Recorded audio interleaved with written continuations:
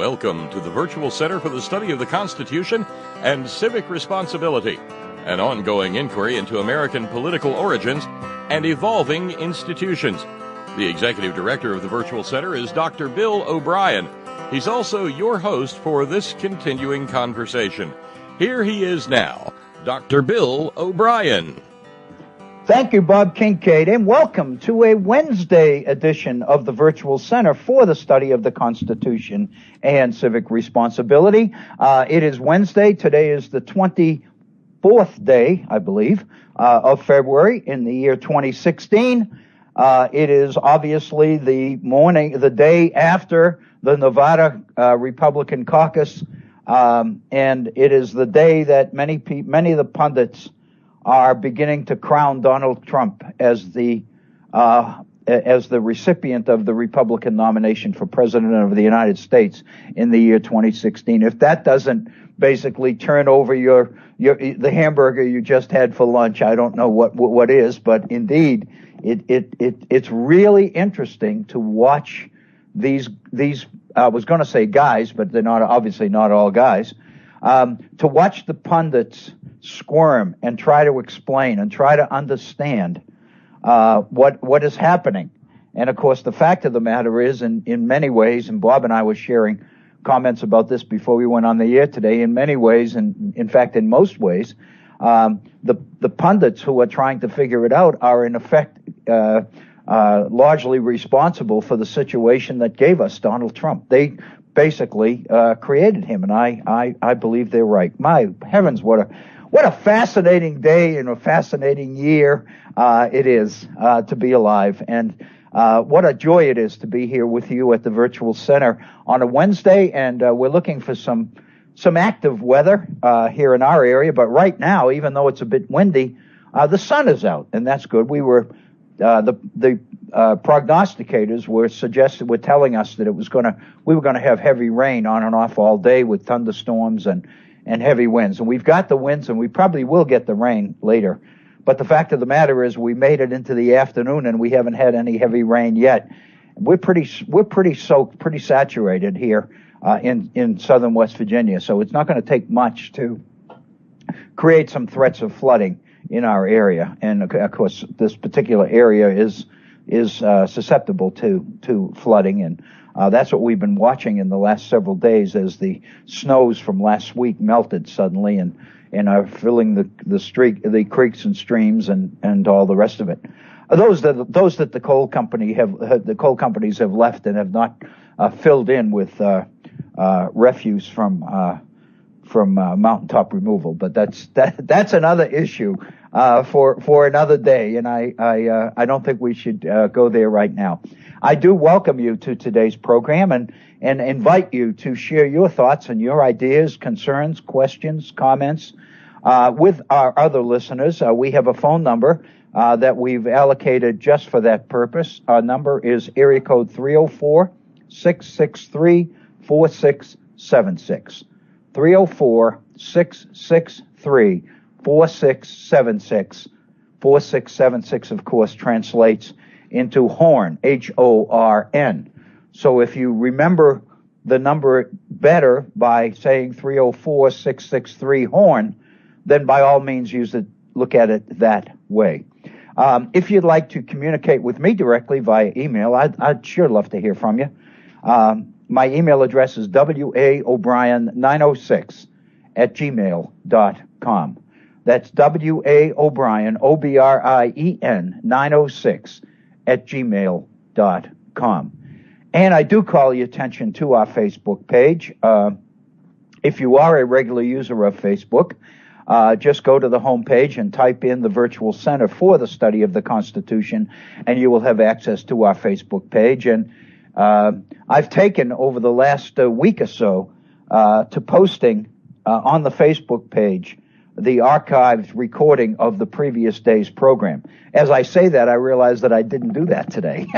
So I'll do it after we get off the air today. I'll put it on later this afternoon. But I've taken to putting our previous program on the Facebook page along with a commentary as to just a little bit of a summary, a couple of sentences as to what the program was about. And then the link is there to the actual recording. So by going to the Facebook page, you can save yourself a trip to the whiterosesociety.org, which has the transcripts of all of our programs thus far, going all the way back to the 11th of March in the year 2013. So as of the 11th of March, which is just about 2 weeks from now, we will be celebrating our third year, the beginning of our fourth year here at the Virtual Center. And barring some catastrophe, which I don't even like to think about, it looks like we're going to make that anniversary on March 11th, and I'm really excited about it. So welcome to today's program. Welcome to the Virtual Center. Please feel free to, if you have thoughts or ideas you'd like to share, to pick up the phone and call our number at 663-304-663-4676 and share your thoughts and your ideas with our listeners. As you know, if you were with us yesterday for the second half of our program, we began looking very, very seriously and in-depth at James Madison's memorial and remonstrance on religious freedom, which appeared appeared in the press on the 12th day of June in the year 1785. And what we had talked about prior to yesterday's second hour was the fact that Madison picked up this ball after a slick handoff, if you will, from Thomas Jefferson. Jefferson had been lobbying for the religious freedom legislation in Virginia, actually since before the Declaration of Independence itself. And he continued to do that. And once independence was declared in 1776, Jefferson continued the struggle to try to get a very resistant, reluctant, divided legislature to consider the religious freedom legislation. And there's no question that Madison's memorial and remonstrance of June 1785 was the final straw, if you will, that was able to get this legislation passed at the following session of the legislature. So, as I mentioned yesterday, I believe, Madison's biographer, Irving Brandt, made the comment that Madison's remonstrance, memorial and remonstrance on religious freedom, is probably the best defense of religious freedom ever written in America. And what we began to do yesterday was to pick through point by point the 15 explanations or reasons why Madison argued that this particular piece of legislation in Virginia was not appropriate, was not the way to go, and indeed threatened the whole issue of religious freedom. And for purposes of context, the legislation in question was the establishment of a tax on all citizens in the state of Virginia for the purposes of promoting public morality. And so in the name of public morality, there was going to be a very minimal tax placed on citizens, theoretically the money raised to go into the promotion and strengthening of public morality in Virginia. Madison and Jefferson both realized, of course, that given its power and influence in the state of Virginia, the biggest beneficiary of this legislation and this tax was going to be the Anglican Church. And so in reality, Madison's argument was that while the intent of the legislation, which is to promote public morality, was noble, the vehicle or the strategy for making it work was not, because the money raised would go to the Anglican Church because its power and influence in Virginia pretty well dictated the definitions of public morality that the tax money raised would go to promote. And so in reality, Madison and Jefferson were quite concerned that a public tax money on everybody to support the Anglican Church was a violation of religious freedom and was a way that Virginia did not want to go. And the result was legislation basically separating the state, separating government from all religion, because Madison's general conclusion was that it's the multiplicity of different religious denominations, different groups. They use the word sects, S-E-C-T-S. I keep using that word because that was Madison's word, it's sects. But of course on the air, it sounds like S-E-X, and I don't want people to misinterpret. What he's talking about, obviously, are various religious denominations or individual groups.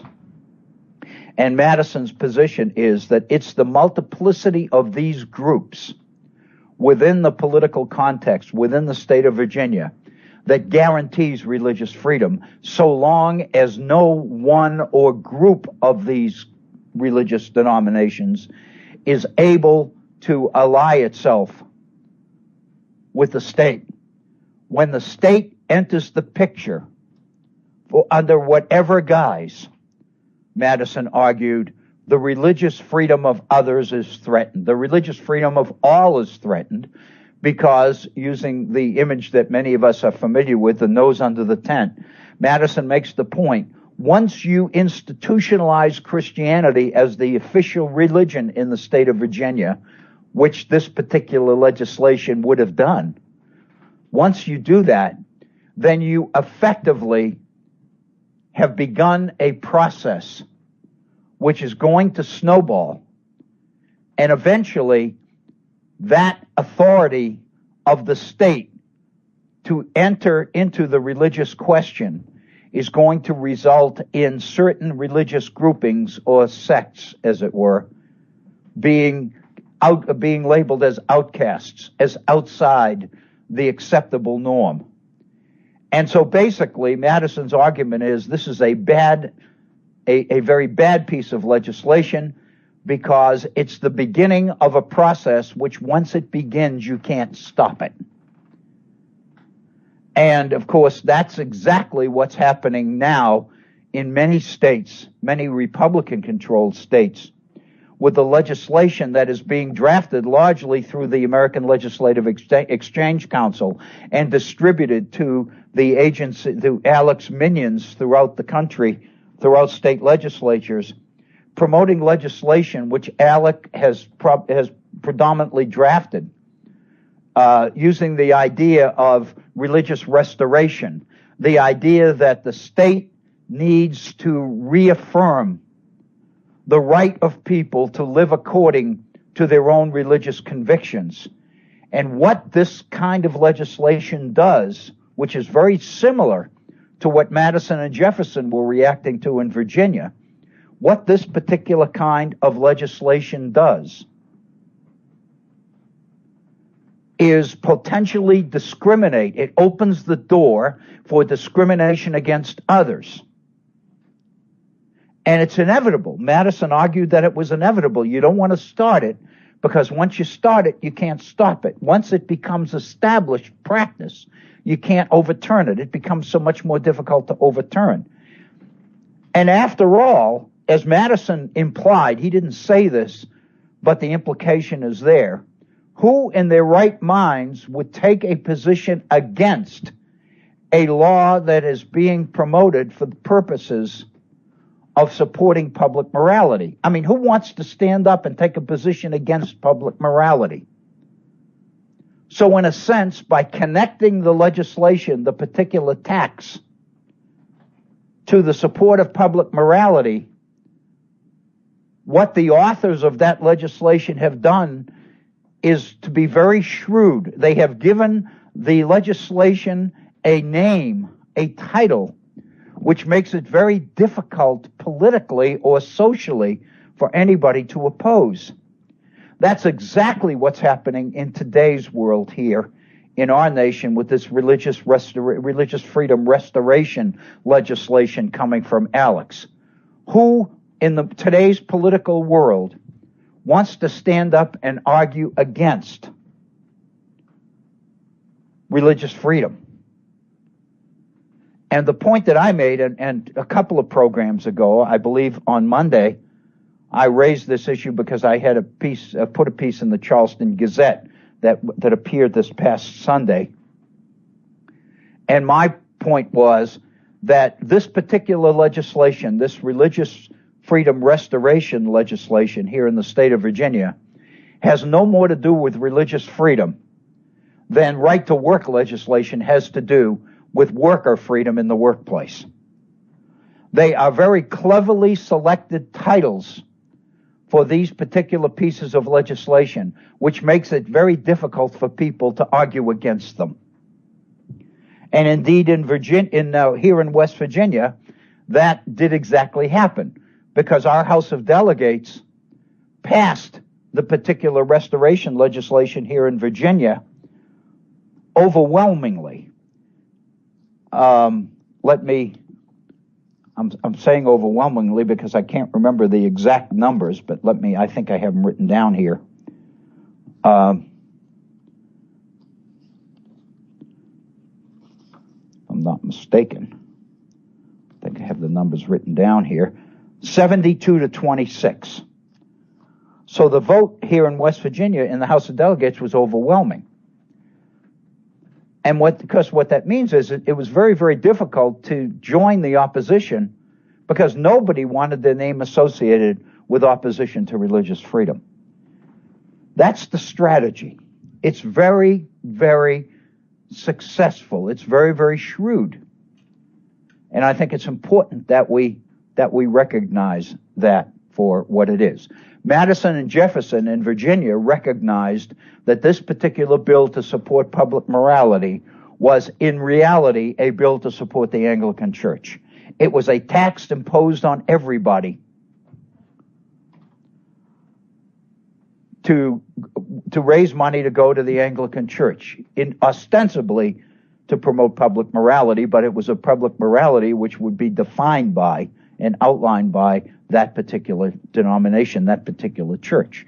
And Madison's argument is that in itself, the mere fact that a particular denomination is being given political advantage over all the others is discriminatory on its face, and therefore needs to be opposed.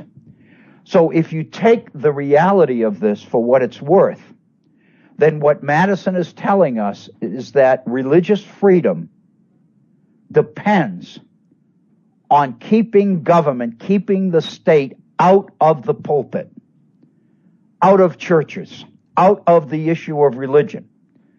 In today's conversation, everybody talks about the so-called separation of church and state, separation between church and state. And that's effectively what it is. And Madison and Jefferson are telling us that religious freedom depends on keeping government out totally. The minute government enters, gets in, however it gets in, under what particular ruse, under what particular title of a piece of legislation, you are opening the situation to discrimination against other groups. You are violating the basis of religious freedom in America. And the point is, Irving Brandt identified this particular document written by Madison as the best defense of religious freedom ever written in America. So one must wonder why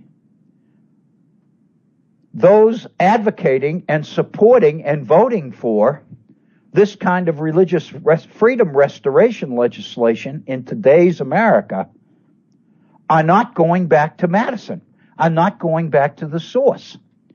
Fact of the matter is, there's absolutely no question that the people who drafted this legislation initially know darn well that they can't afford to go back to the source, because the source would reveal that what they are trying to do is not right. And so in a sense, what they are doing is basing the ignorance, basing their strategy on the general ignorance of the American people. I can't say that without making reference to Donald Trump's victory speech in the Nevada caucuses, when he made reference to the fact that he loves everybody.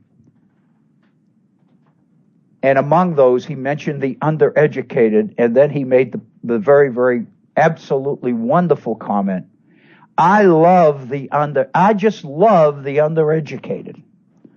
I'll bet he does. I'll bet he does. And I think the people who drafted religious restoration legislation love the undereducated of those that they are daring to stand up and vote against religious freedom. So I think we have an issue here. In yesterday's program, we began then with that kind of a background. We began to look at the various arguments that Madison put forth. And we had, if you recall, we had gone through 3 of the 15. And I don't want to go back through all 3 again, but I do want to at least touch base with them and make reference to them. Madison's first argument, one would have to argue that since this document was clearly a refined version for publication, one would have to assume that the very first argument against it that Madison would make was, in his mind, a significant argument. It was, in other words, the basis of his case. And I'm reading from just the first sentence of this first point. Madison said, "We remonstrate against this particular legislation because we hold it for a fundamental and undeniable truth, quote, that religion or the duty which we owe to our Creator and the manner of discharging it can be directed only by reason and conviction, not by force or violence." And that particular quotation is taken directly from the Virginia Declaration of Rights, Article 16. So Madison is quoting Virginia's Declaration of Rights and declaring absolutely and definitively as a fundamental truth that religion and the duty that we owe to our Creator, as well as the manner of discharging that duty, must focus on reason and conviction within each individual, within each man, not by force and violence. What Madison is arguing here is that the religion of every man must be left to his own conscience, his own conviction. It is the right of every man to exercise that reason, that conviction, and to impose someone else's definition of truth by some sort of law, some sort of piece of legislation, denies man the opportunity to discover truth for himself. And man's reason comes from God. God gave man the mind, and God gave man the opportunity and the duty to use that mind in order to pursue truth. When you use your leverage to influence legislation which defines truth for you, then you are violating the will of the Creator. You are violating the freedom of individual people to pursue their own truth for themselves. That's the issue. That's the guts, the substance of this whole issue. And it seems to me. Madison points out in the second argument that if civil society can't dictate truth for individuals within that society, then surely legislatures can't, because they are merely the elected representatives of the society itself. So if the civil society can't define truth for individuals, then certainly legislatures can't. And if legislatures can't, that means that any law that legislatures might pass can't do it either. When they set out to do it, they violate religious freedom. They violate God's plan. They violate man's right to pursue truth for himself. And then the third argument we looked at is what I call the nose under the tent argument. And that's basically the idea that once you allow this to happen in the area of religion, then you are potentially opening up all man's other liberties, other unalienable rights that man might have. And of course, we know that in the Declaration of Independence, Jefferson opened with a defense of unalienable rights. And what you are doing, Madison suggests in his third point, is you are subjecting man's other rights. Once you begin to do this in one area, you are opening the potential for discrimination in other areas as well.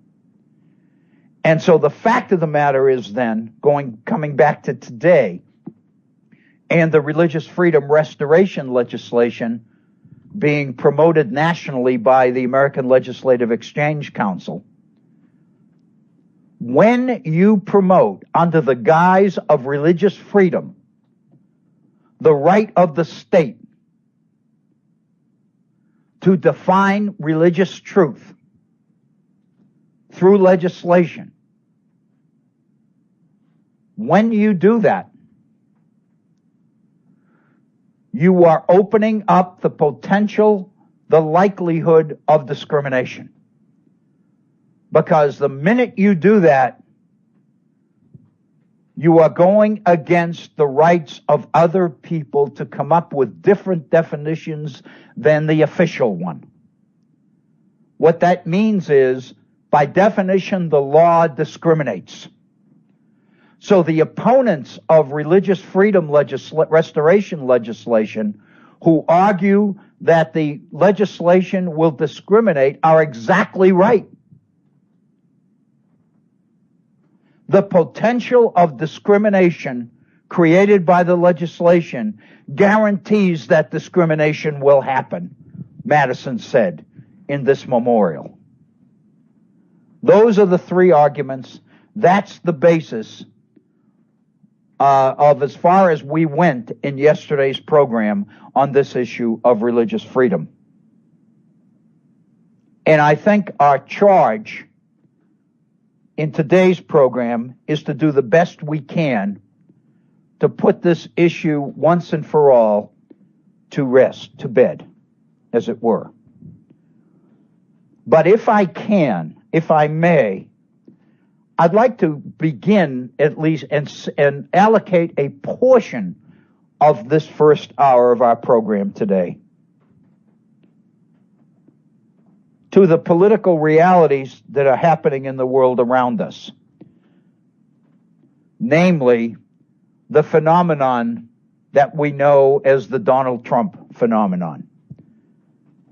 There's absolutely no question, and I think it's become clear after the results of last night's caucuses in Nevada. The pundits are now saying that unless something dramatic and unexpected happens, Donald Trump has effectively secured the Republican nomination for President of the United States. I heard some of the pundits this morning in the discussions about it suggesting that the odds are 70 to 80%, 90%. I heard one person make the statement that it would be so unexpected for something to interfere, to change things, that you could say that Donald Trump's securing of the nomination for Republican nomination for president could be labeled 95% secure. And so the establishment, as it were, is en masse scratching its head, trying to understand the beast that the system has unleashed. What are the American people who are lining up behind Donald Trump telling us?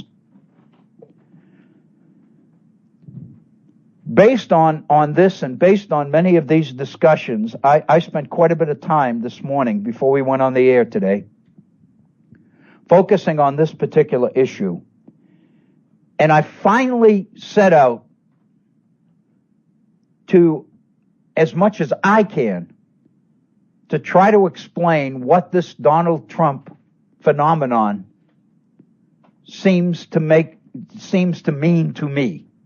In other words, what is it that we are seeing? I don't claim to have any expertise, any more expertise than anyone else. But I did sit down this morning and I put on our Facebook page, on our Virtual Center Facebook page, an effort to try to explain what I see as the Trump phenomenon. Because there's absolutely no question that unless something dramatic happens that we don't expect, Donald Trump will most likely secure the Republican nomination. And many members of the establishment, the Republican Party establishment, who have been waiting for somebody to challenge Donald Trump and have been waiting for one white knight on a white horse. And I don't know whether the white knight is a, that may be a more appropriate term than I meant it to be. I'm just using the image, if you will, of the knight in shining armor who come riding along on a white stallion and rescue the maiden. The Republican Party establishment has been waiting for that knight to come along and rescue the party from certain slaughter, certain defeat in the fall elections should Donald Trump get that nomination. I think, and this is why I decided to try to put something on Facebook earlier, and why I decided that I think we should devote a portion of our program today to this question. I think that we are making a mistake if we underestimate the strength and the power behind the support of Donald Trump. I don't agree. I understand the establishment's belief that if Donald Trump gets the nomination, it's more than likely that the Democratic Party will win an overwhelming victory in the fall. And what many Republican establishment characters are most concerned about is not only would they lose the White House again to another Democrat, but the chances are they could lose the Senate and they could lose significant voting power even in the House. In other words, the defeat of Donald Trump could be so overwhelming in the fall election that the Democrats would make a tremendous recovery from the disaster that they experienced in the off-term elections in 2010, when the Republicans took control of both houses of the legislature. I'm not so sure that the establishment's right. I'm not so sure that the Republican establishment is correct in believing that the Democratic Party will experience an overwhelming victory against the Republicans in the fall if Donald Trump is the nominee. Because I'm not certain that large numbers of Democratic voters will jump and support Donald Trump as well. I don't think there's any way to know. All we're doing is measuring these things within the context of party. We haven't had the opportunity or the mechanism available to us as yet to measure the degree among Democrats, the degree of support for Donald Trump. It seems to me that we could suspect that if Donald Trump is making such overwhelming inroads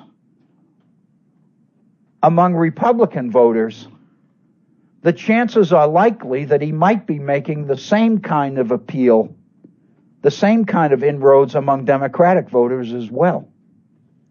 We don't know that as yet. But in the fall, if Donald Trump is the Republican nominee, he could well secure disaffected Democratic voters as well as the overwhelming Republican support that he's garnering in these primaries. How to explain this? And of course, the explanation, the way you explain what the phenomenon that we've called the Donald Trump phenomenon is all about, it's the way you explain it that seems to me to open up the possibility that we might not even be able to know how powerful this guy's magnetism is, even among Democrats. The pundits are going nuts trying to figure it out. And I'm quoting from my own language here, because I wrote this once.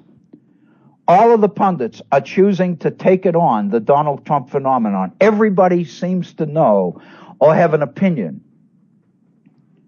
as to what's going on.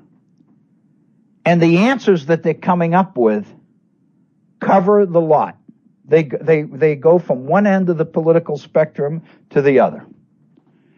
I've heard, as I know you have, pundits, so-called experts, official political watchers for groups like the Huffington Post and Salon and Politico and the Washington Post and the New York Times and the Wall Street Journal and the LA Times and the Boston Globe and the Chicago Tribune and on and on and on and on. I mean, you've seen them, I've seen them. And their explanations of what's going on range from the idea that citizens are frustrated to the idea that citizens are outright angry. From an admiration for Donald Trump's willingness to take on anybody, take on all comers, as it were, and to recognize his disdain for the media and for the political system. In other words, he doesn't seem to care. He'll take them all on, whoever they might be. And I think the best example of that is Fox News. He's taking on Fox News. He not only took on Megyn Kelly, he's taking on Fox News. He's taking on Rupert Murdoch. He's taking on the Wall Street Journal. He's taking on Wall Street. He's taking on many of his colleagues within the corporate world. He seems to be taking on everybody. He seems willing to give the proverbial finger to anybody who'll challenge him. And I think the key is most of us would like to do the same thing, to be able to give the finger to those who hurt us, to those who take us for granted, to those who dismiss us, ignore us, ridicule us, but we can't afford to do it. And we relish in the fact that Donald Trump can do it. He can get away with it. So in a sense, Donald Trump is the political phenomenon, or the political version, if you will, of our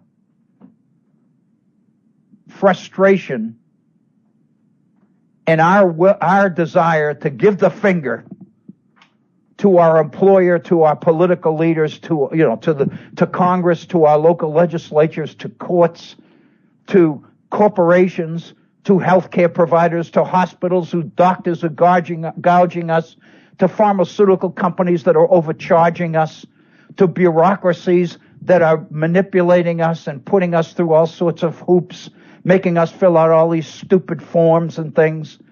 In other words, all of our frustrations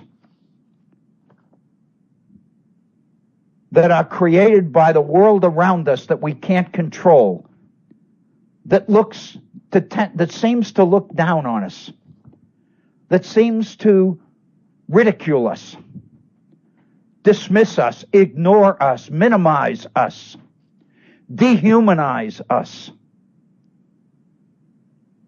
if we could afford it. We'd love to be able to do what Donald Trump is doing. But we can't do it. And we know, and in fact, in the first half of our program yesterday, I believe, in talking about the psychology of trying to adjust to the technological world, we know that one of the outcomes or the objectives of the digital world today is to define us, is to ask us enough questions and find out enough information about us that they can characterize us. They can put us in a box. They can define us. They can quantify us. They can lump us together with others who have the same inclinations and the same priorities as we do. In other words, they are dehumanizing us, and they seek to turn us into a measurable, quantitative commodity. That's what all of these are doing. That's what all of our frustration about, because everybody's doing it. Do you get frustrated? And I'm saying this because I do.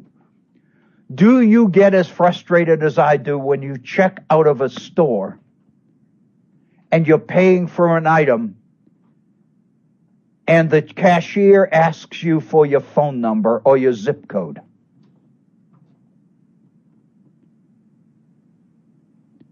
Do you get frustrated as you go into business after business that has this little card that you put on your keychain that theoretically gives you reduced costs on products?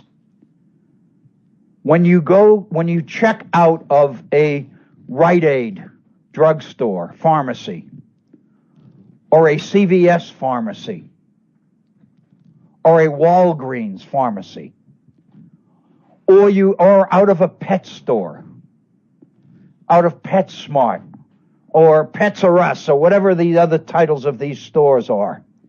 Do you have a PetSmart card? Do you have out of a grocery store, do you have a card that entitles you to reduced prices, to sale prices on certain items?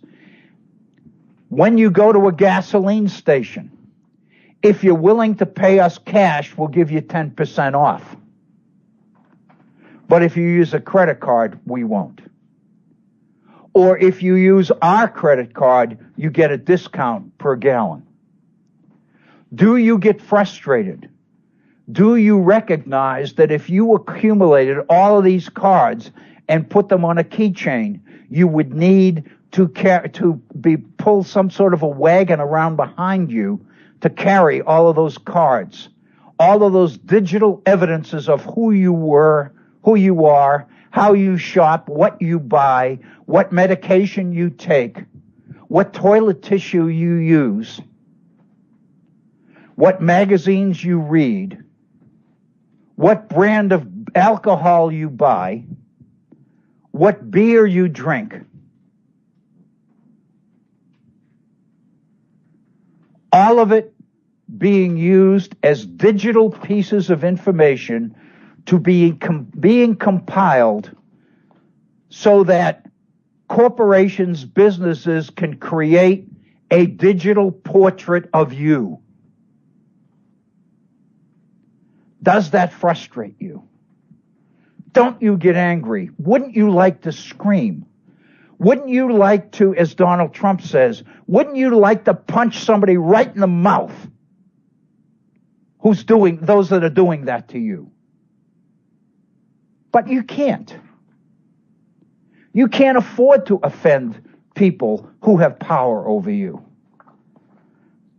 I love the commercial which shows the voicemail where the employee sitting in the employee break room,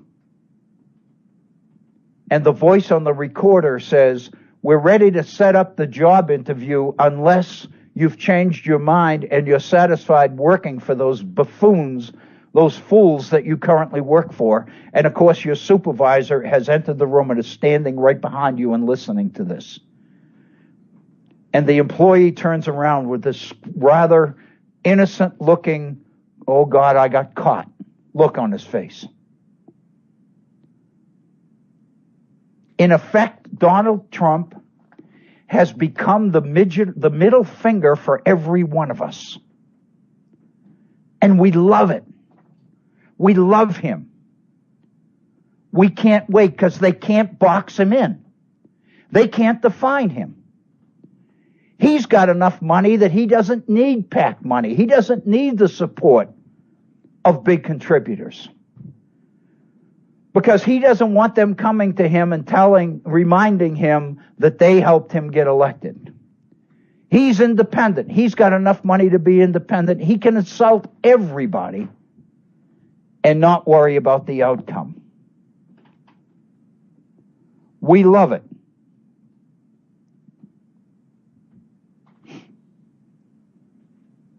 This is a total shift, but I ask you to think about it.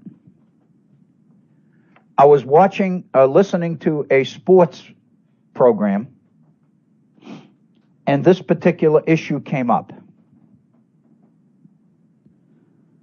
And it was a couple of years ago during the NFL draft period when teams were taking a final look at those players expected to be the top draft picks. It was, I think, 3 years ago. It was the year that Cam Newton was drafted by the Carolina Panthers. And in the last run-through, before the decisions were being made, a representative of one of the teams asked Cam Newton the following question: would you rather be a dog or a cat?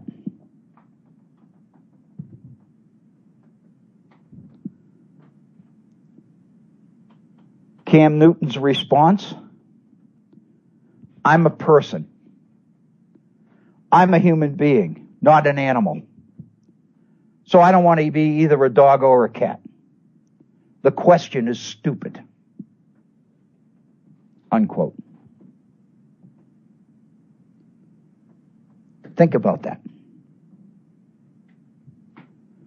Is the question stupid? How often have you been asked that kind of question? How often have you been asked seemingly ridiculous questions in a job interview? Because clearly these questions are designed to contribute to what they call a psychological profile of you. They are trying to find out things about you that you may not necessarily want to tell them, but in your answer to these kinds of so seemingly stupid questions, you are telling them what they want to know, because they take your answers back, they crunch them, and they ultimately emerge with a psychological portrait of you. You know that. And you resist it. You hate it. I do. I'm insulted. Cam Newton was insulted. But the question's not stupid, if you consider why the particular question was asked. Think of the questions that young people are asked when they apply for college, when they fill out their SATs or their ACTs, when they're asked to write an essay. Think about the psychological profile that institutions are trying to get on certain individuals. They are trying to use the most sophisticated techniques available in the behavioral sciences in order to know the candidates, in order to minimize the risk. In the NFL, the risk, of course, is millions of dollars in signing bonuses and salaries.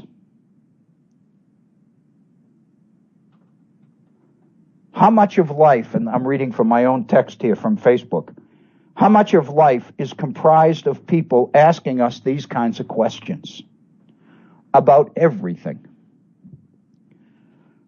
The digital world that we live in functions around these kinds of questions.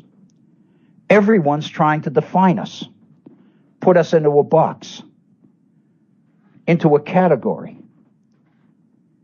If you think about it, it seems arrogant. It seems so unhuman, so demeaning,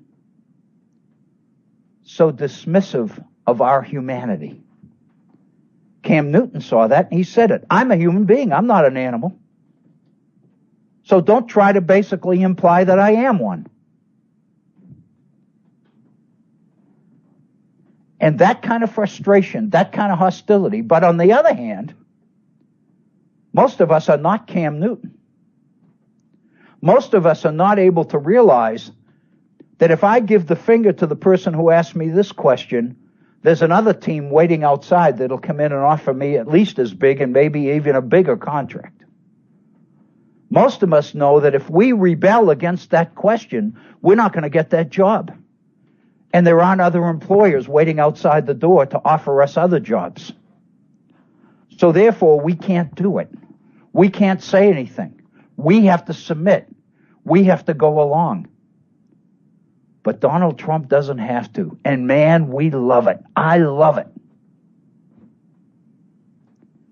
Because he's telling the world everything I want to tell the world. These kinds of things make me angry. When you sit there on election night, do you secretly hope that the polls are wrong? Do you want to see the experts be wrong? Do you want to see the pundits be wrong? Do you want to see the odds makers be wrong? Do you want to see an overwhelming upset in the Super Bowl or in the World Series or in the Preakness or in the Kentucky Derby? Do you love to see a sunny, warm day on a day when the weather people the night before predicted freezing temperatures in an ice storm? Don't you feel a sense of relief when these guys are wrong about anything? That's how frustrated, how angry, how helpless many of us feel. We all have these thoughts. We all would like to strike out. We'd all like to grab them by the scruff of the neck and shake them. We'd all like to give somebody the finger. Enter Donald Trump. Damn it, he's giving the finger to everybody. He makes a mistake. He insults John McCain. He insults Muslims. He insults women. He says horrendous things to Megyn Kelly. Do we care? Who cares what he says? Who he insults? Who cares whether he's right or he's wrong? Who cares whether what he says is consistent with our values and our traditions?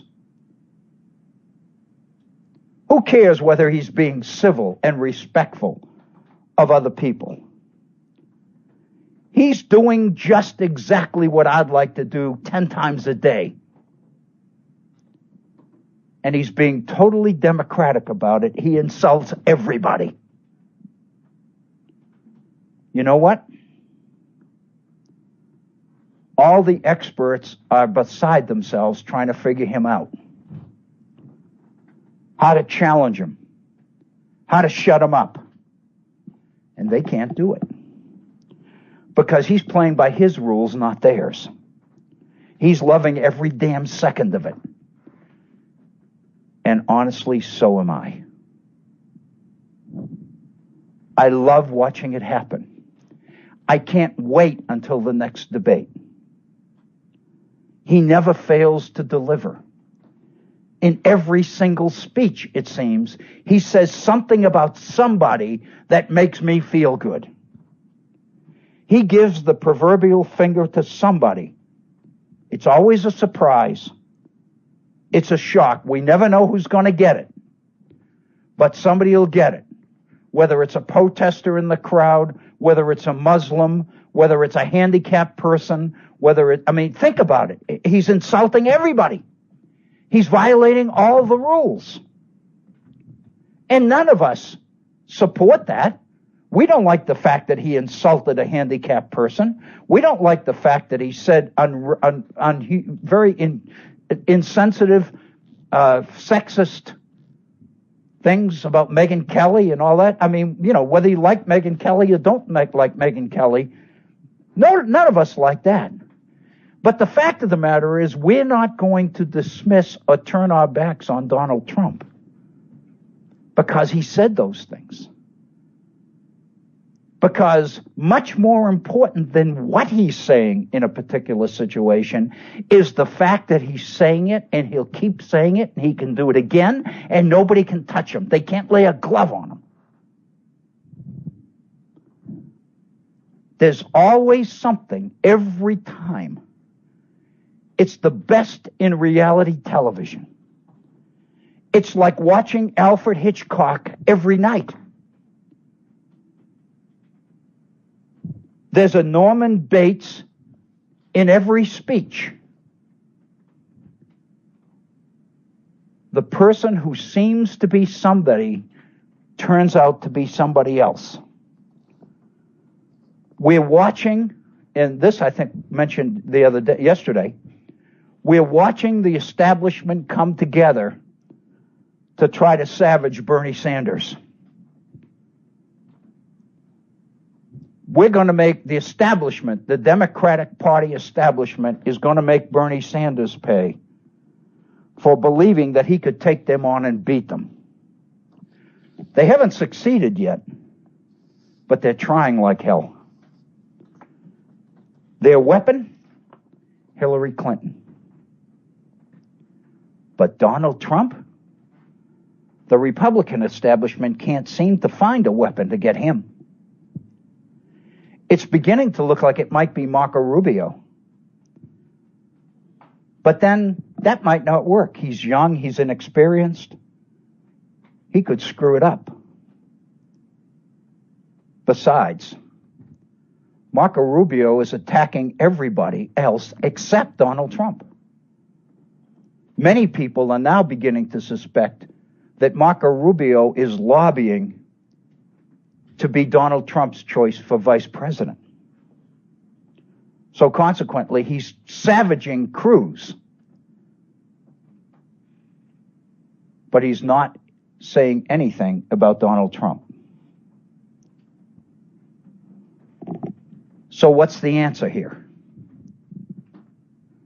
I would suggest to you that we don't know how deep and how strong this support for Trump is. We don't know whether it has limits and that those limits are within the Republican Party. It's entirely possible that Donald Trump is touching something that is ignorant of party. If he is, if even some of this is true, then there's no way that we can know that Democrats won't line up behind him as well. We can't know that Hillary Clinton's going to slaughter him in the fall. If she does, then that's going to be a victory for the establishment, and things will go on like they always have. If you think about it, the only real alternative to Donald Trump is Bernie Sanders.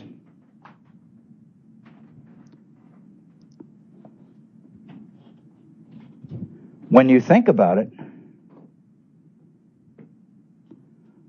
people could abandon Hillary, Democrats could abandon support for Hillary to get behind Trump if their number one objective is to rebel. But if Bernie's the candidate, they don't have to do that. What I'm suggesting is maybe there isn't a viable alternative to Donald Trump except Bernie Sanders.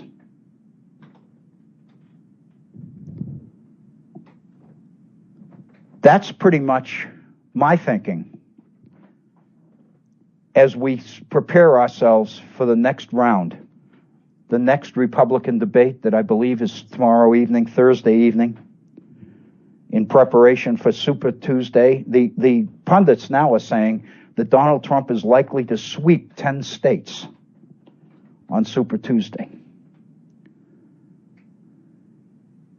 If any of us, and my guess is the chances are this applies to all of us to a degree,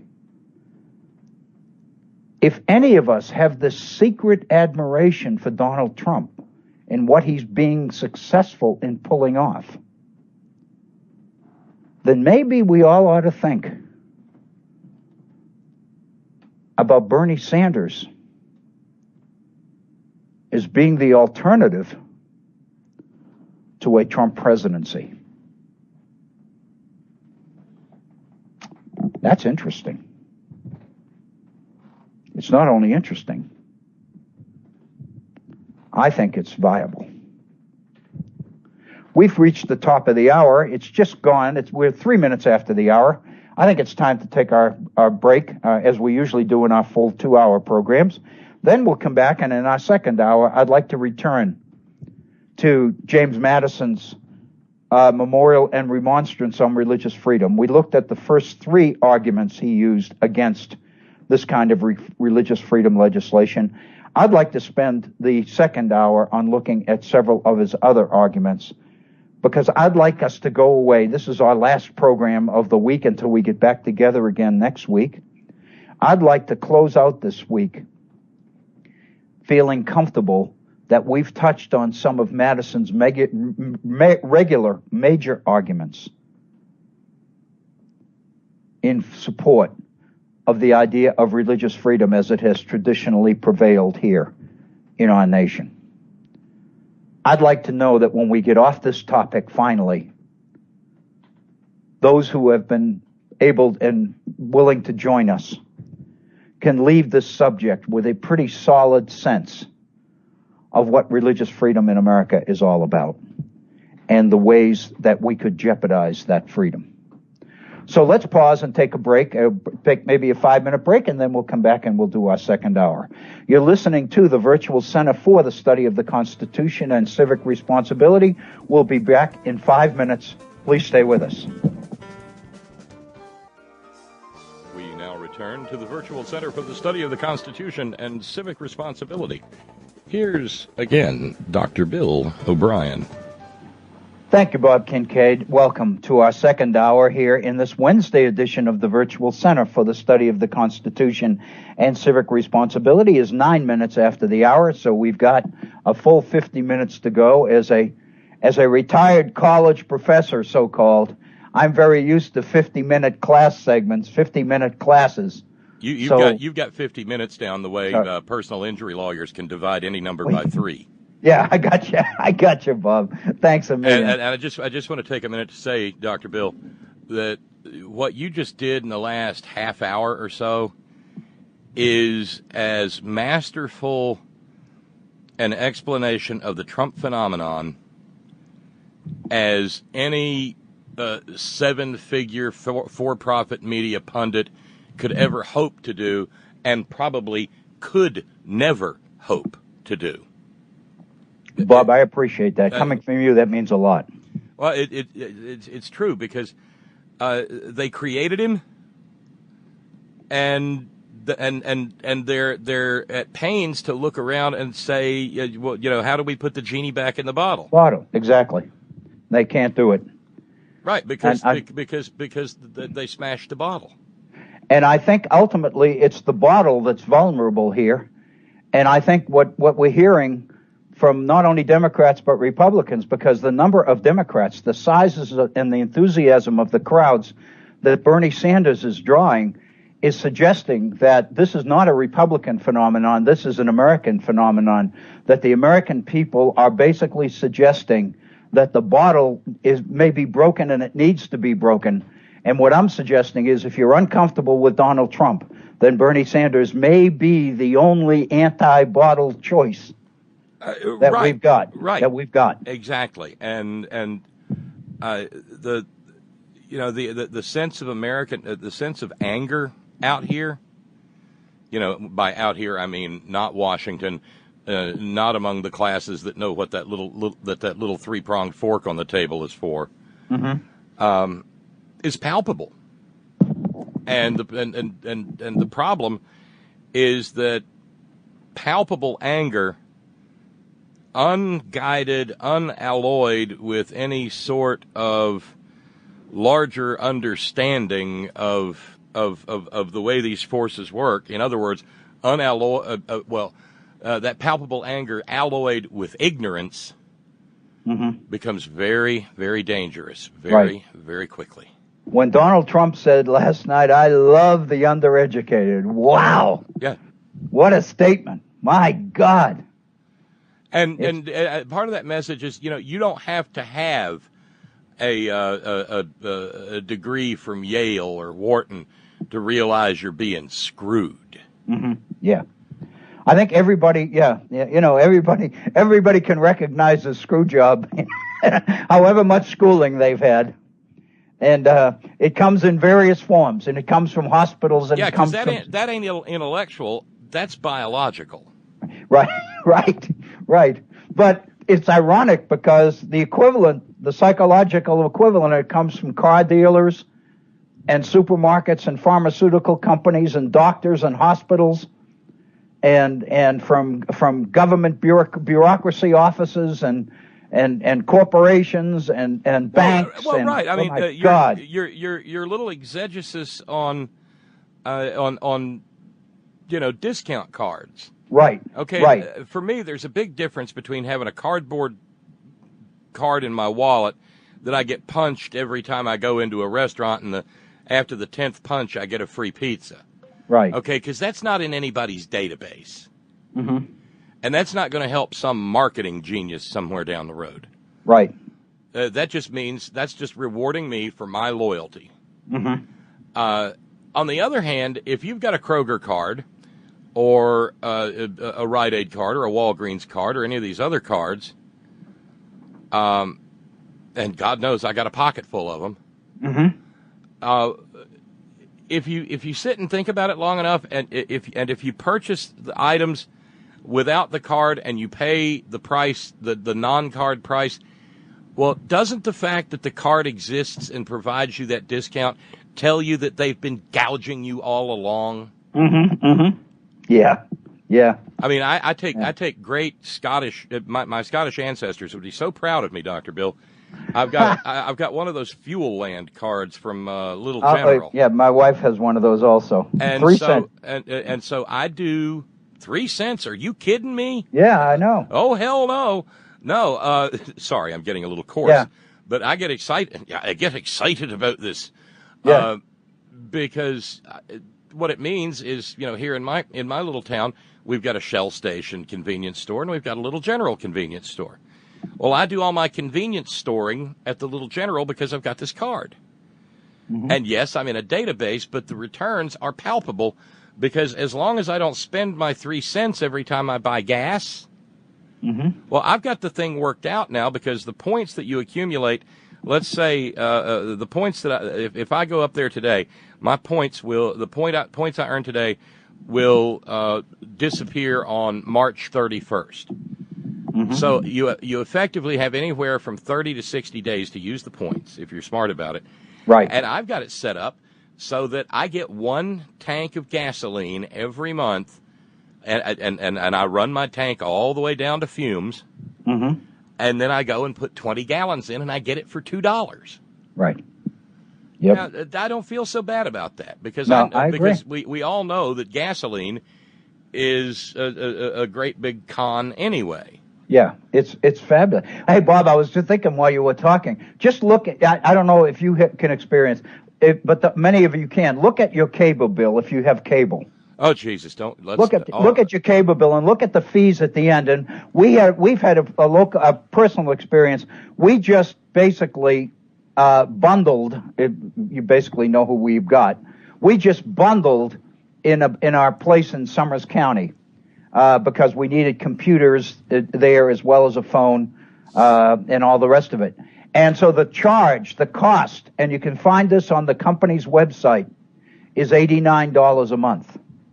We just got our first bill, and it's $149. Hello. $89 to $149 because of the fees and the taxes and all the rest of it. And all I kept thinking about was, my God, I hope they used a condom. Yeah. Because, my God. Well, and the other side of that coin, based on what we do here, Dr. Bill, bandwidth is a very important principle. And we don't have a lot because being rural, there's not a lot available to us. That's right. You bet. So I just went surfing the other day, and for a while we were with another cable company called Shentel, and I don't mind mentioning their name because I hate them. They're awful. But I was just thinking, just as a backup maybe.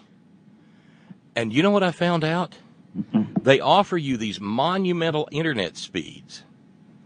Okay? And then there's an asterisk. And it's more significant than anything they might have wanted to hang on Roger Maris. The asterisk says up to 500 gigabytes a month.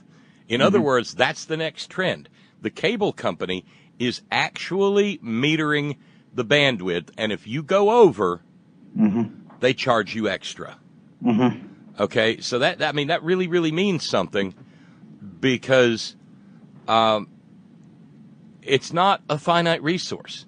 They don't have now infrastructure is, capacity is, but hell, they get tax breaks for expanding that. That's just a capital expenditure, right off the taxes. Right. They probably pay next to no taxes at all, but that's the coming model. Yeah, it's amazing. You want you want to watch a lot of movies? Great. You pay us as well as the content provider. Right.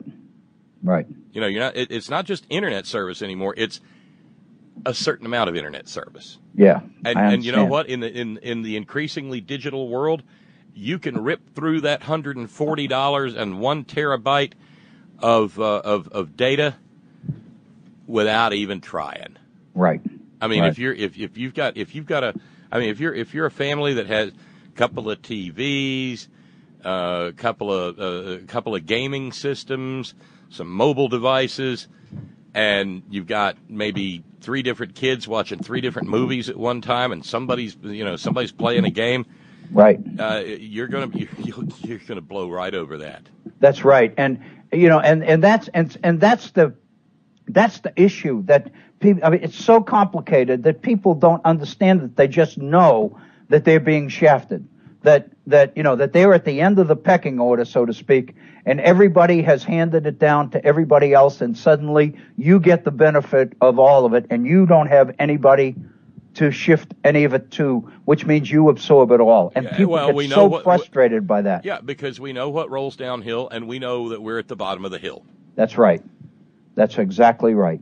And the point is that when people are asking, I don't care if it's asking Cam Newton whether he wants to be a dog or a cat. When I heard that on a sports talk show, actually this morning, very early, it was probably 6:30 this morning on ESPN, I absolutely went nuts. And then I started to watch the results of the early news, the panel discussions on the results in Nevada, and suddenly it all began to come together. And I said, "Oh my God, I can't let this go because this is too important." This is really what we're about. Anybody who's ever been through a formal interview experience has probably at some point in time heard, Dr. Bill, that what I call the dumbest interview question in the world. And it's right up there with, would you rather be a dog or a cat? Or if you were a twee, what kind of twee would you be?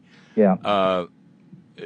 And that is, where do you see yourself in 5 years? Yes, right, exactly. And I got so sick of it, I got to the point once upon a time that I would look at him and say, I see myself where my class has always been, hoping to make it to right, hoping to make it to 5 years in 1 day. 5 years and after that, in make it to 5 years in 2. Yep, that's exactly right. Yeah. I can remember I took a phone interview for a faculty position at a private college in Iowa. And they interviewed me on the phone, and it was a Catholic college. And when I was interviewed, the person that called me was a nun. And she introduced all the people sitting around the table in the room there in Iowa. And the first question she asked me is, why do you want to come to Iowa? And I said, sister, to be very honest with you, I don't. And that was kind of we went through we just lost the Horn, Iowa audience. We went through the next 25 minutes of interview, but ultimately it ended on the first question. Because I didn't, and I can remember my wife saying to me, my God, if you get that job, what the hell are we going to do in Iowa? I don't have anything against Iowa. I love it. And I've been to Des Moines a couple of times, and I absolutely love it. But the fact of the matter is, when she said, why do you want to come to Iowa? And it suddenly flashed, and I said, oh, my God, that's what I'm interviewing for, is the opportunity to come to Iowa. And my reaction was, I don't want to go there. You're right. Why would I? Anyway, I didn't get the job. But I want you to be able to finish what you're doing. Okay, I just thanks a lot. Take that couple of minutes with you. You've done a wonderful job these last couple of... Why, hell, you always do a wonderful job. I appreciate you, Bob. Thank you. All right. I appreciate that. Okay, well, listen, we've got about a half hour left in our program, a little bit more than that, probably about 35 minutes. And I'd like to touch on some of these arguments that Madison uses because I think they're all important. There's no question that the first couple are the most important. And I think Madison has structured his document that way. But the fact of the matter is the others are important as well. And one of the things, let me just look at the fourth one. And it's a very wordy item. It's quite lengthy. But let me see if I can put it to reduce it a little bit. Madison opens his fourth because, reasons for opposing the religious legislation, because he opens the fourth reason by going back to the Virginia Declaration of Rights. And this time he refers to Article 1 of the Virginia Declaration of Rights, which talks about the issue of equality. And Madison said an additional reason for opposing this religious legislation is because the bill violates that equality which ought to be the basis of every law, and which is more indispensable in proportion as the validity or expedience of any law is more liable to be impeached. If all men are by nature equally free and independent, unquote, which is in the Virginia Declaration of Rights, Article 1, all men are to be considered as entering into society on equal conditions, as relinquishing no more, and therefore retaining no less one than another of their natural rights. Above all, they are to be considered as retaining, quote, an equal title to the free exercise of religion according to the dictates of conscience. That's Article 16 of the Virginia Declaration of Rights. And then Madison says, and I've blocked this off because this I want to make sure you hear. Whilst we assert for ourselves a freedom to embrace, to profess, and to observe the religion which we believe to be of divine origin, we cannot deny an equal freedom to those whose minds have not yet yielded to the evidence which has convinced us. If this freedom be abused, it is an offense against God, not against man. So if we are so blessed that our conscience and our reason has drawn us to the truth, if we know what the truth is, what right do we have to deny other people the same opportunity that we had? By denying them that right, they are being denied equal treatment, if you will, in the eyes of the law. They are being discriminated against. because they are being denied an opportunity that we cherish. What the hell right do we have to take that right away from anybody else? Is what Madison is saying. You tell me what political pundit in what legislature anywhere can argue against that. That is the infallible argument in defense of religious freedom. I got the truth. I discovered it. I know what it is. I know it in my heart. And I don't have the right to deny anybody else the exhilaration and the excitements of discovering truth for themselves.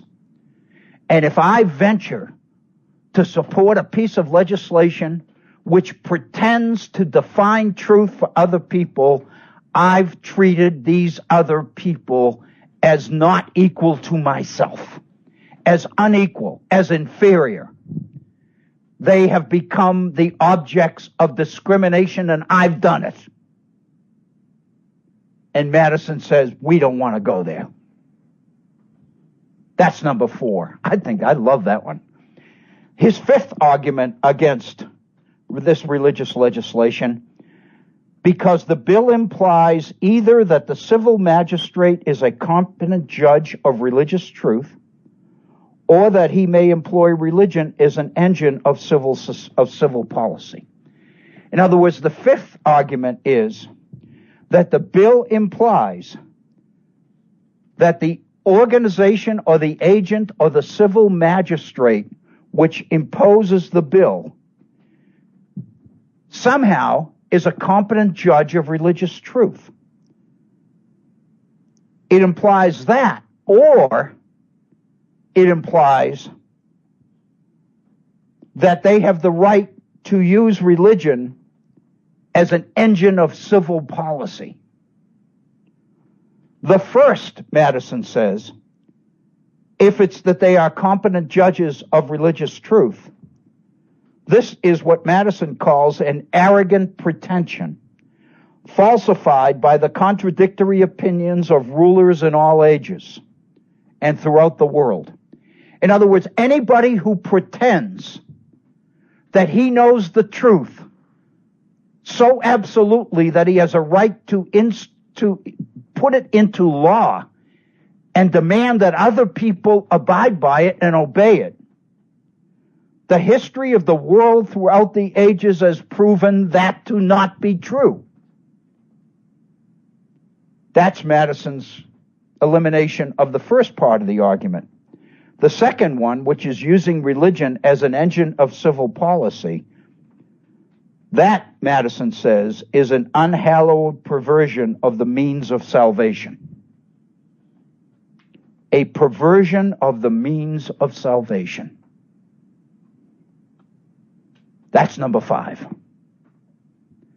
Madison's 6th argument against this religious legislation: because the establishment proposed by the bill is not requisite for the support of the Christian religion.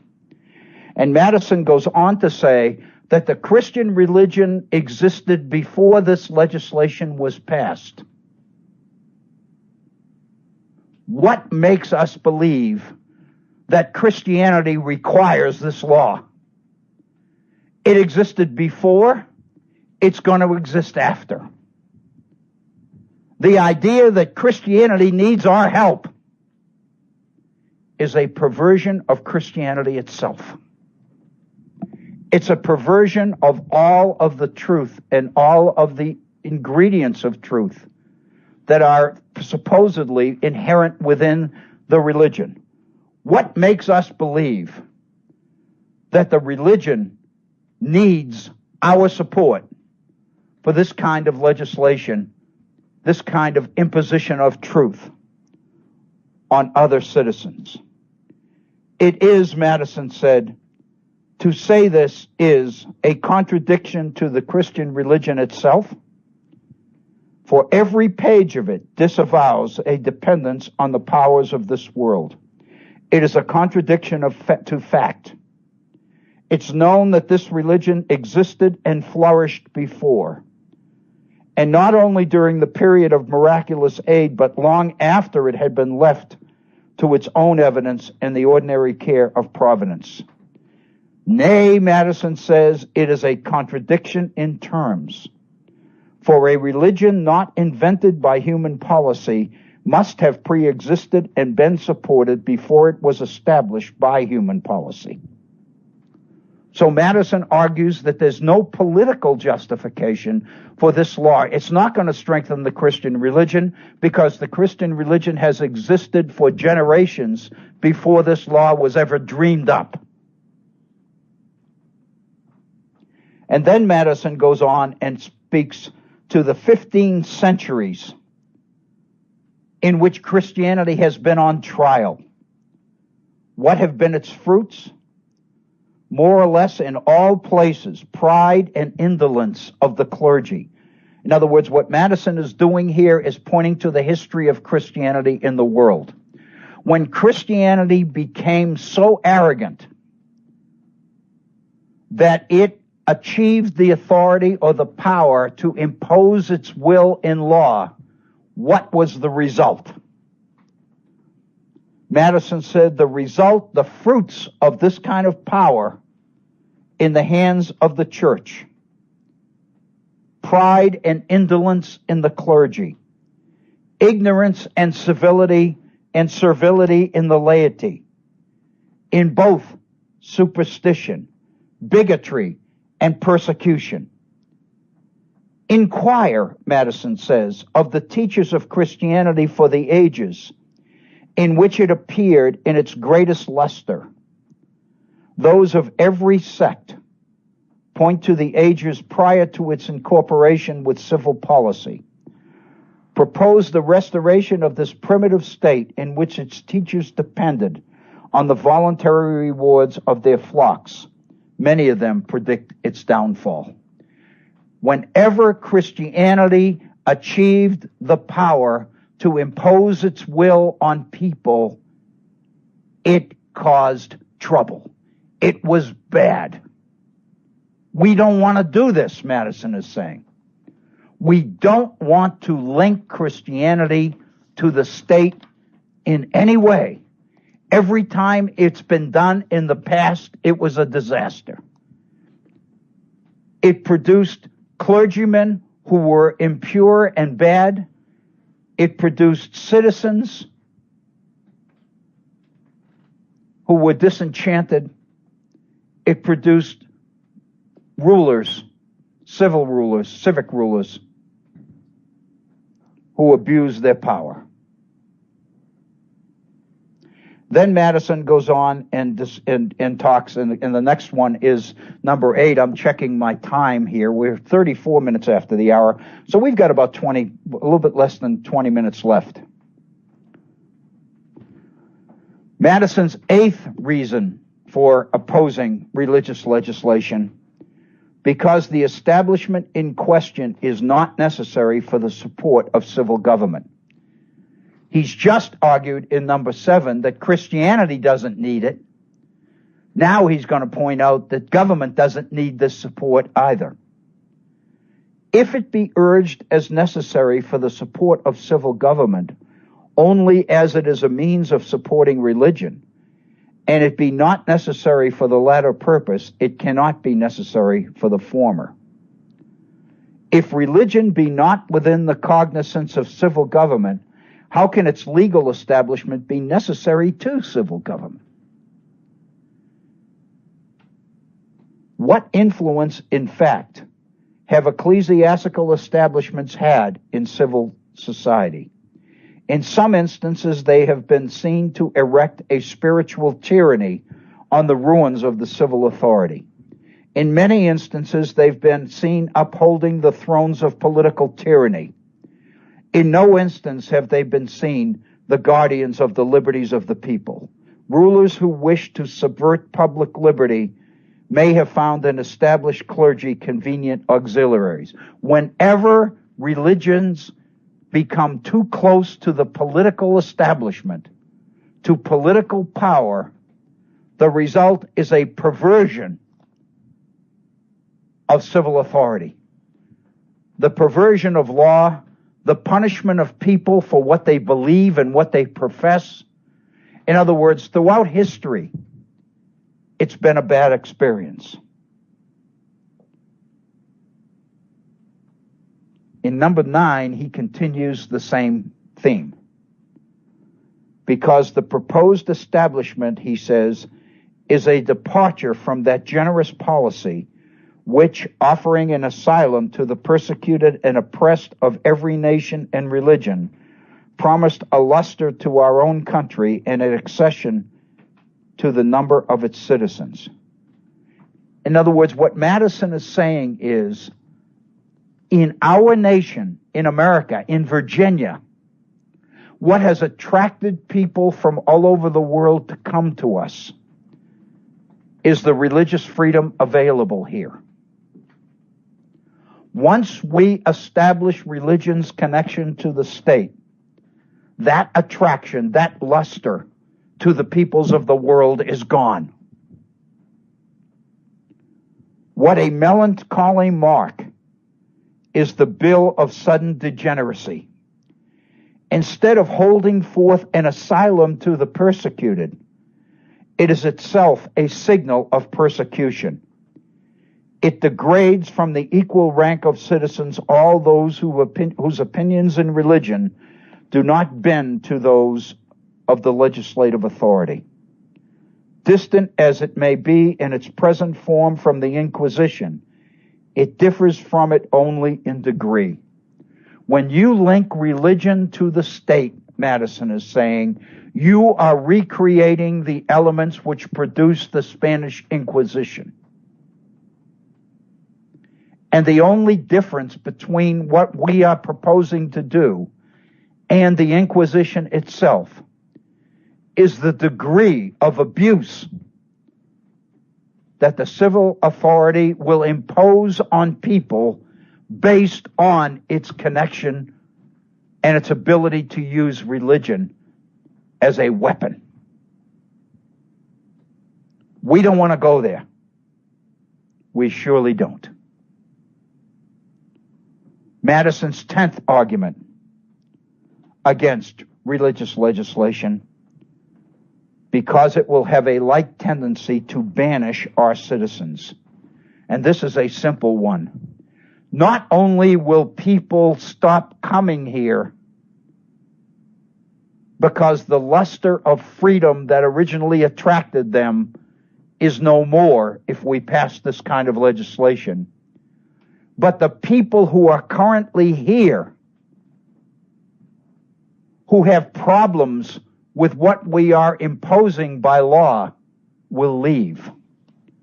Some of our best people will leave us because they can't put up with what we are doing to religion and to freedom. So we will stop attracting people from throughout the world, and we will lose some of the best people we already have. Why in the name of heaven would we do that? Madison is asking.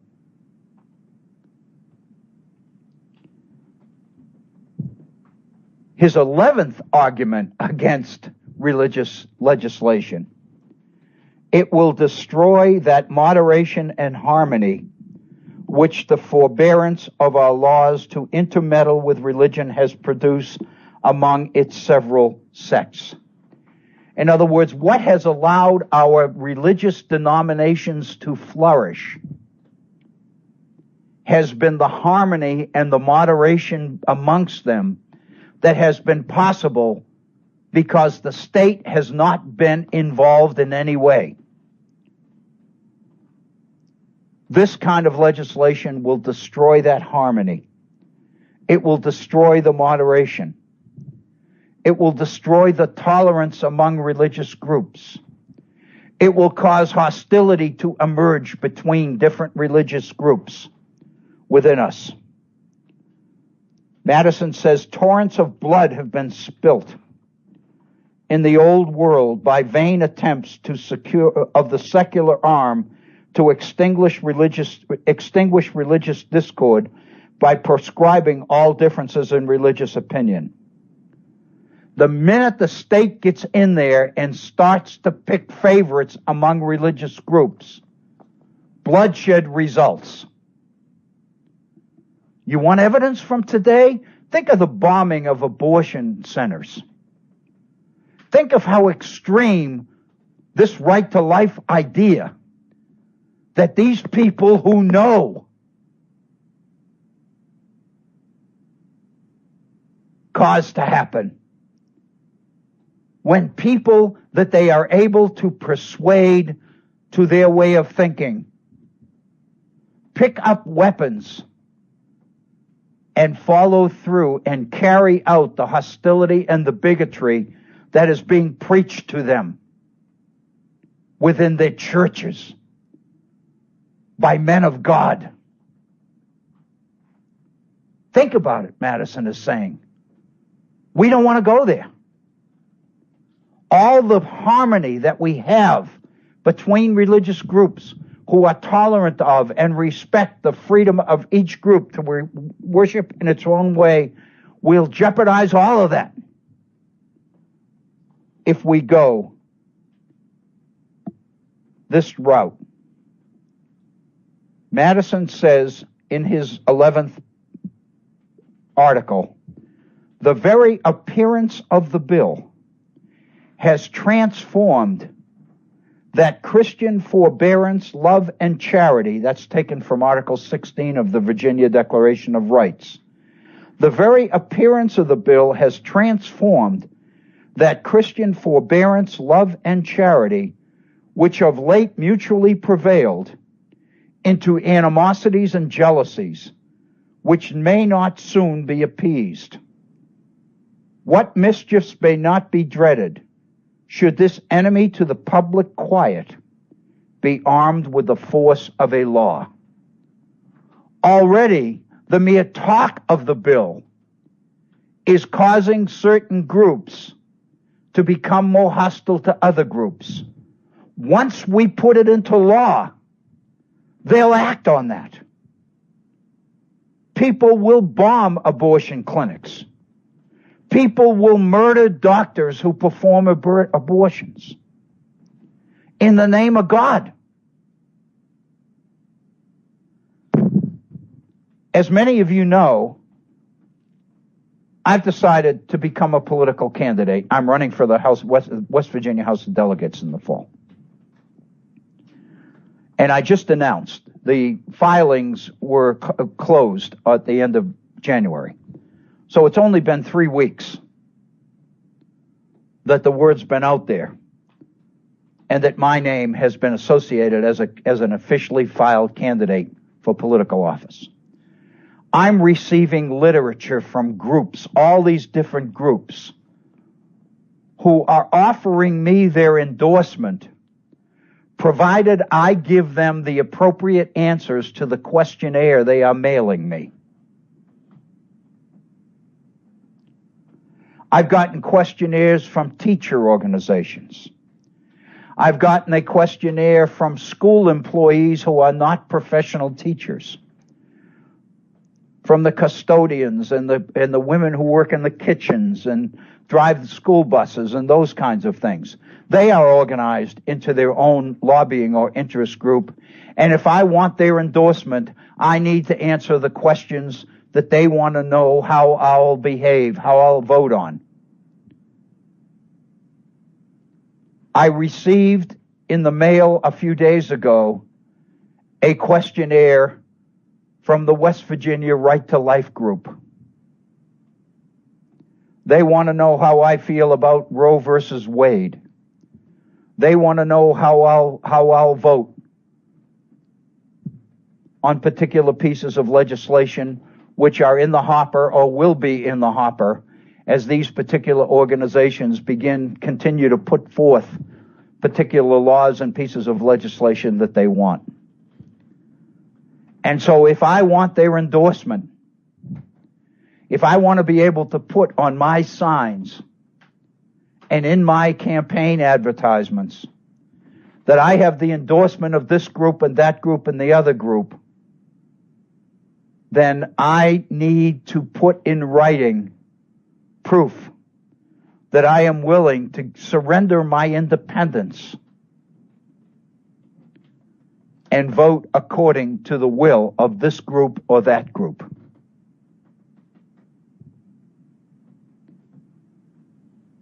And it raises questions as to whether I'm running with the idea that if I'm fortunate enough to be elected, the people who vote for me are willing to trust me to make the right decisions on the particular pieces of legislation that come up before the legislature. What these folks are asking of me is that I commit to political positions before the election is even held. So they are not voting for me.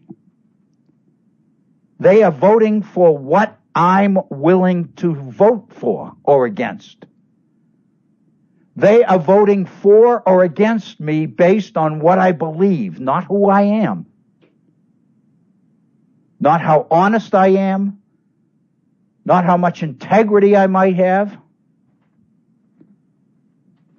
They are voting for me because I'm willing to put in writing right now what I believe. And that's what they're voting for. They could care less who I am, or what my background is, or what my qualifications are, or any of it. All they want to know is how I'll vote when their favorite pieces of legislation or the legislation that they fear the most comes up.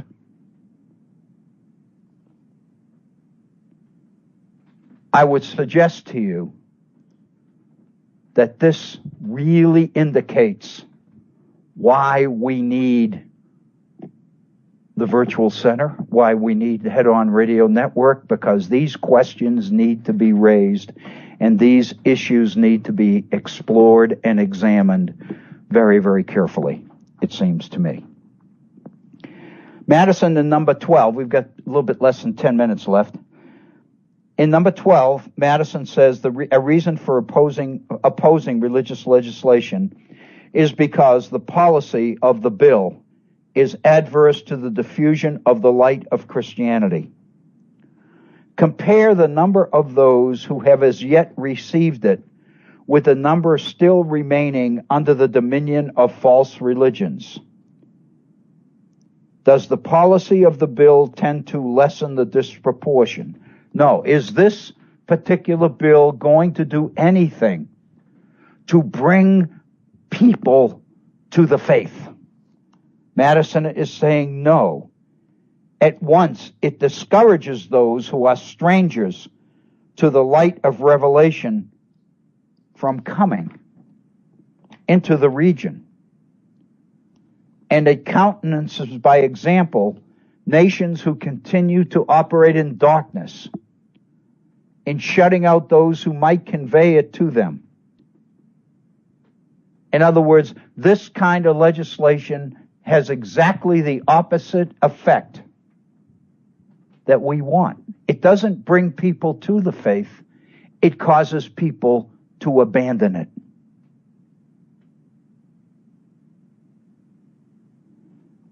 Madison said an additional reason, this is number 13, for opposing this bill is because attempts to enforce by legal sanctions acts that are obnoxious to so great a proportion of citizens tend to enervate the laws in general and to slacken the bands of society. When people begin to realize that this state or this nation feels the need to impose belief systems by law, then they begin to question all the other laws. And they begin to think that this state is so insecure that it has to control everything that I do and everything that I say and everything that I believe. This is not the state that I want to raise my children in. This is not where I want to be. This is not where I want my kids and grandchildren to grow up. I want my grandchildren or my children to experience freedom, true freedom. And freedom comes when there is not imposition of truth.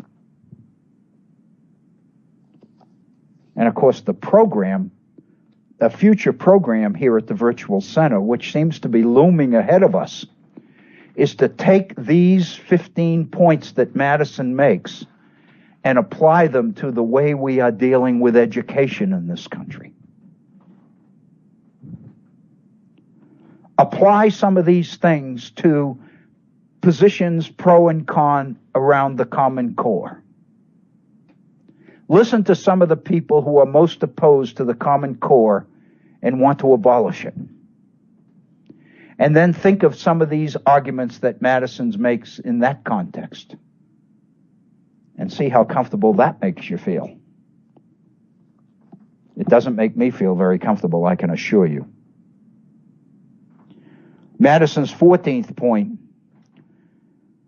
because a measure of such singular magnitude and delicacy ought not to be imposed without the clearest evidence that is called for by a majority of citizens, no satisfactory method as yet has been proposed by which the voice of the majority in this case may be determined or its influence secured. And then Madison has this quote: the people of the respective counties are indeed requested to signify their opinion respecting the adoption of the bill to the next session of the Assembly. In other words, what they are doing now is proposing this legislation and asking each county to respond in order to get a read of the majority. And once they get it, they'll impose it. This is, Madison is suggesting, a violation of every political principle we believe in as a people. And then Madison's final argument. We're at 53 minutes after the hour, so hey, we made it. Madison's final argument is because finally, he says, quote, the equal right of every citizen the equal right of every citizen to the free exercise of his religion according to the dictates of conscience, unquote, is held by the same tenure with all our other rights. If we recur to its origin, it is equally the gift of nature. If we weigh its importance, it cannot be less dear to us. If we consult the declaration of those rights which pertain to the good people of Virginia as the basis and foundation of government, it is enumerated with equal solemnity, or rather studied emphasis. Either then we must say that the will of the legislature is the only measure of their authority, or that in the plenitude of this authority they may sweep away all our fundamental rights, or that they are bound to leave this particular right untouched and sacred. Either we must say that they may control the freedom of the press, may abolish trial by jury, may swallow up the executive and judiciary powers of the state, nay, that they may despoil us of our every right of suffrage, and erect themselves into an independent and hereditary assembly, or we must say they have no authority to act into law the bill under consideration. If we give them the power to do this, then we are effectively giving them the power to do any damn thing they want to us about anything, Madison is saying. And that's his 15th point. Either they have the ability to do anything they will do to us because their power is absolute, or it's not. And if it's not, they don't have a right to pass this bill. Period. I think, having gone through these 15 points, I think I am convinced that Irving Brandt is right. And this is the most solid piece of political writing on reasons to support separation of church and state and to oppose religious freedom legislation under whatever guise it's proposed. This is the best piece of writing on that subject that I have ever seen. I think that if members of the West Virginia legislature were able to listen to these points explained and articulated as we've tried to do here today at the Virtual Center, I don't think any of the 76 people in the West Virginia House of Delegates would have voted for it. Oh, let me take that back. Most of the 76 people would not have voted for it. But I think that there are a few in leadership positions there who are getting their marching orders from the legislative, from ALEC, from the American Legislative Exchange Council, who know very well what the legislation is about, who recognize that its aims are political, that it really has nothing to do with religious freedom, and therefore would continue to support it. I think that if this kind of document was known to members of the legislature, then the political agenda, the political objectives of those pushing it would become very clear. I think that's what the value of education is all about, is to expose what's going on to the light of day and demand that those seeking our support be willing to ask for it in the open, without objectives, without color.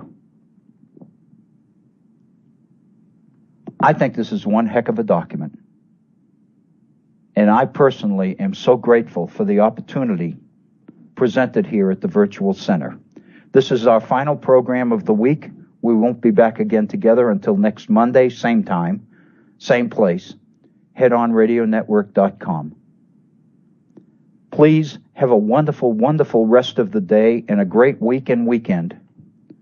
Enjoy each other, love each other, respect each other. And if you get the opportunity to encourage other people to join us here at the Virtual Center and to listen to some of the other programming here on the Head On Radio Network, I know that Bob Kincaid and I would appreciate that. But I also think the people to whom you give the recommendation will appreciate it as well. I trust that that is true. Thank you so very, very much. Enjoy and be kind to each other. Thank you.